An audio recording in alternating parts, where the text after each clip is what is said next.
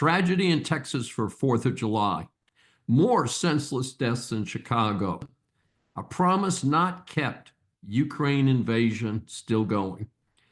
This is Dr. David D. Schein for Saving America with my own take on key stories from this past week focused on politics and business. Despite the celebration of the country's 249th birthday, there were some very sad overtones. While many enjoyed fireworks, some dealt with unimaginable tragedy.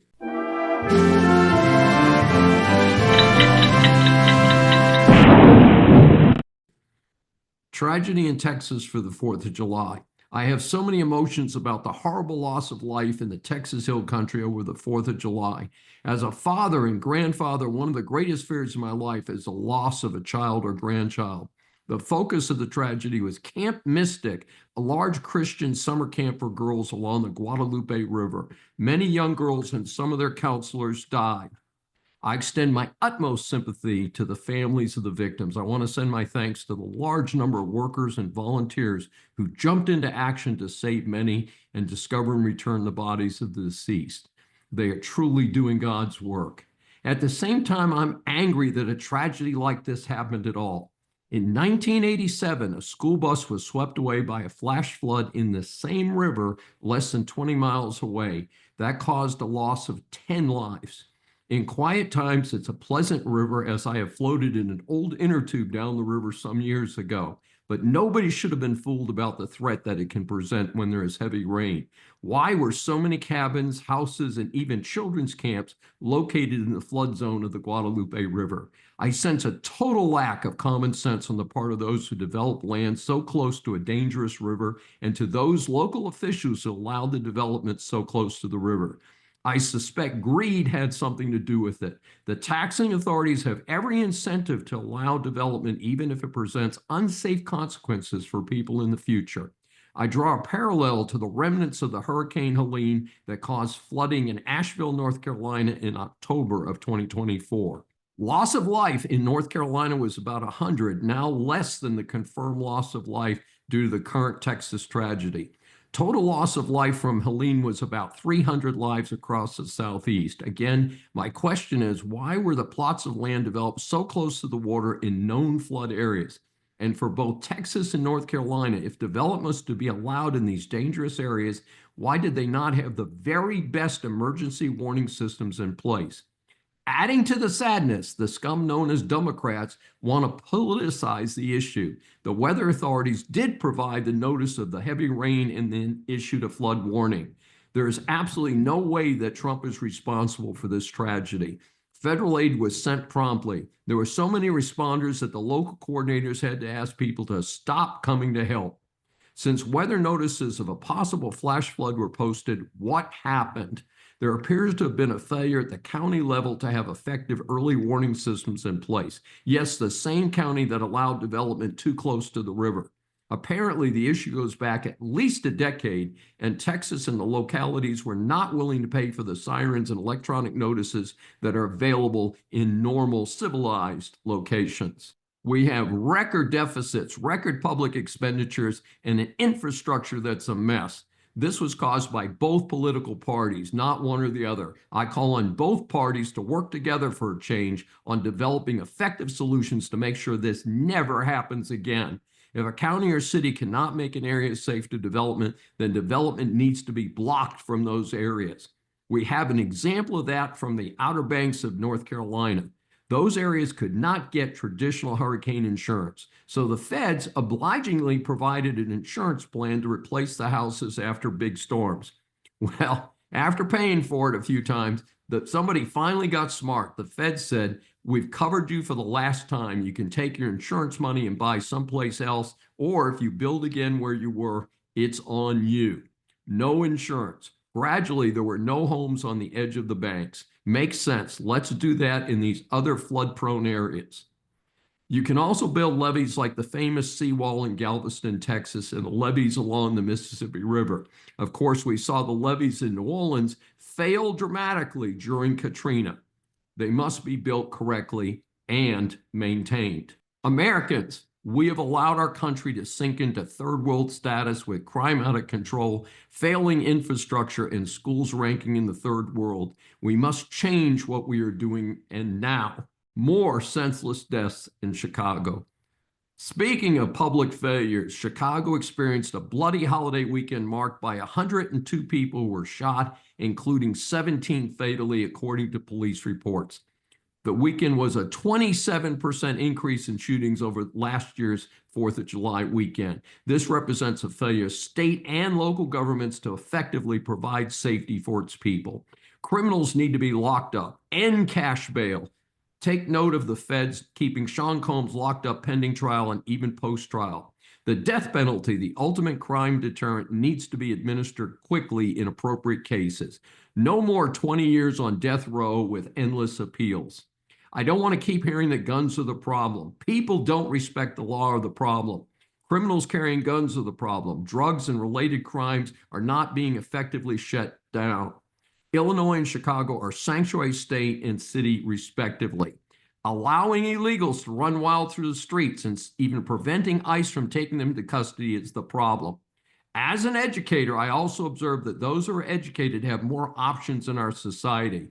They do not have to engage in crime because they have more employment options. Improving our ghastly public education system throughout the country could be a significant step toward reducing crimes of all kinds. Arrest the Democrats who are encouraging law violations. It's got to stop with regard to violence against ICE representatives and agents.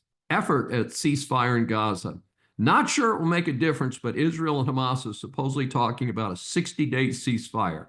Unless the 20 still living hostages are released immediately, I do not see a reason for a ceasefire. The best thing that has happened over there is that Iran is on its back, and I doubt it's doing much to help its proxies that surround Israel. Regarding Iran, I do not think they have an interest in a peace deal. The terrorists in charge are not budging. I call on extensive efforts to support an intelligent regime change in Tehran. Israel should continue to monitor and destroy any efforts by Iran to rebuild its nuclear bomb production capacity. Heavy sanctions should be applied until the country is broke. A promise not kept, the Ukraine invasion by Russia. While Trump's big bill has passed, that is only part of the struggle. The hard part is making it work. Many of the right are claiming that Trump has delivered many victories. Indeed, he's won some victories. However, there's a term called a Pyrrhic victory, or a win in a battle that is so costly that the winning side in the battle actually loses the war. If the narrow margins in the House and Senate are eliminated in 2026, Trump will be an early lame duck. 2028 is approaching quickly, and will the attempts to buy votes of the working class persuade them to support Trump's successor? Trump has kept some of the campaign promises, the big bill and the border. However, Russia is still bombing civilians in Ukraine. Remember, Trump promised to end the battle there within a couple days of becoming president. In fact, there are reports that the murderer Putin may be planning to send as many as 1,000 missiles in a night soon. Trump has finally agreed to send the Patriot missile defense system over to them. At this point, I'm not sure that system would work against 1,000 missiles being sent in just one evening. Ukraine's attempted offense may be a better strategy. I support the U.S. sending offensive weapons to Ukraine as well. It may be that the Russian population centers must be hit before there's enough civilian pain there to begin to pressure Putin. The United States and Colombia recalled their ambassadors. In what appears to be a big diplomatic step backwards for Trump, a brouhaha blew up between the president of Colombia and the United States. A rumor started that the U.S. was trying to get Colombian President Gustavo Petro out of office. My personal belief is that the rumor is simply not true. Colombia is a major trading partner of the United States. Microsoft to lay off around 9,000 workers. I was amazed when I read that Microsoft has over 200,000 people on its payroll. So the number of employees laid off is large, but less than 5% of their workforce worldwide. However, this may be the harbinger of things to come, as AI may be replacing certain computer and tech workers. Microsoft estimated that 20 to 30% of the company's code was being generated by AI, which pairs with the company's investment of billions into AI infrastructure. In my opinion, it is still too early to evaluate the impact on the numbers of employees in the workplace. Some are claiming that the jobs for college grads are being crushed. I'm not so sure about that, as other jobs may involve after some short-term dislocations. As an example, an amazing number of my friends will not patronize companies that do have AI answering their customer service phone lines. I plan to join that group as much as possible. Computers do a lousy job of handling customer issues. MS, Microsoft, joined layoffs by other tech companies such as Meta and Bumble. Amazon also may reduce staff due to the use of AI. I read a report that many Amazon warehouse jobs will now be done by robots. That is fine, but people still need to program and direct the robots. That may allow people with certain physical disabilities to direct the action of the robots. New jobs report. Regarding employment and staffing, the jobs report came in at 147,000, which is better than expected, and so the stock market liked that. I'm not nearly that happy, since half of the jobs were filled by state and local governments, while at the same time, the private sector jobs sagged. We cannot continue with the high taxes for Americans and poor performance at all levels of government, not just the feds. These public operations seem to be padding more and more slots in the public sector, and this has to stop now. There was an odd victory for Trump when CBS's parent company, Paramount, announced a $16 million settlement regarding Trump's claim that CBS illegally influenced the 2024 election by editing the Kamala Harris interview to make her look better or more coherent than she is. Paramount will pay $16 million upfront to cover Trump's legal expenses and donate to his future presidential library.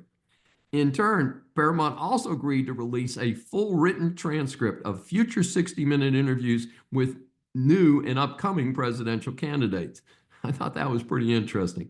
In this case, there was no debate because an unedited transcript of the Harris interview released by the Federal Communications Commission in February confirmed that CBS edited the interview to make her look a lot better than her real answers.